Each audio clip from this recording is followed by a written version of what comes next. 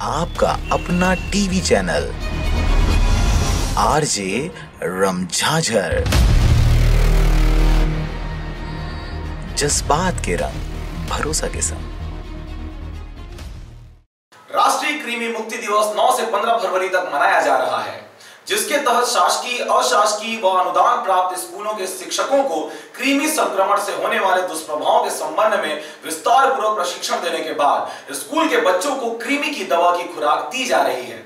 शुक्रवार को मुंगेली जिले के झलियापुर स्कूल के बच्चों को दवा की खुराक दी गई, जिसके बाद बच्चों को उल्टियां होना शुरू हो गई।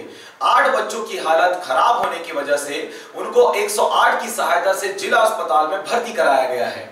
फिलहाल बच्चों की हालत ठीक है।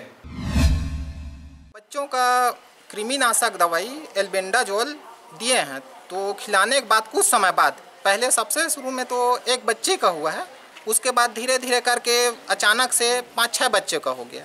तो सीएससी के माध्यम से संपर्क करने के बाद बोले कि मुंगेली हॉस्पिटल से आ रहे हैं कोई डॉक्टर करके। कोई डॉक्टर आए, तब तक हम लोग तो वैसे सबको सूचना दे चुके थे। तो उसी टाइम एम्बुलेंस भी पहुंच गया, जैसे ही पहुंचे उन लोग, तो फिर एम्बुलेंस से लेके जिला अस्पताल आए हैं। ये पूरी जानकारी दी जाती है बच्चों को, और वो किसी को थोड़ी बहुत जो है नाश और वोमिटिंग की शिकायत हो जाती है, किसी को, सबको नहीं होती है। तो इस तरह से इतने सारे बच्चों में 2-4 बच्चों को तो कभी हो जाता है। तो सभी जानकारी दी जाती है, शिक्षकों को दी जाती है, बच्चों को दी जाती है, तो खिलाने वाले वो भी उनकी जानकारी देते हैं और पूरी व्यवस्था रहती है।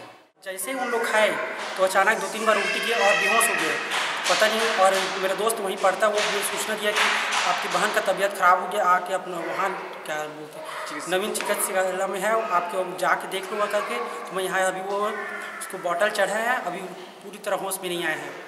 अभी बात कर रही है थोड़ा बहुत, लेकिन बॉटल चढ़ा है।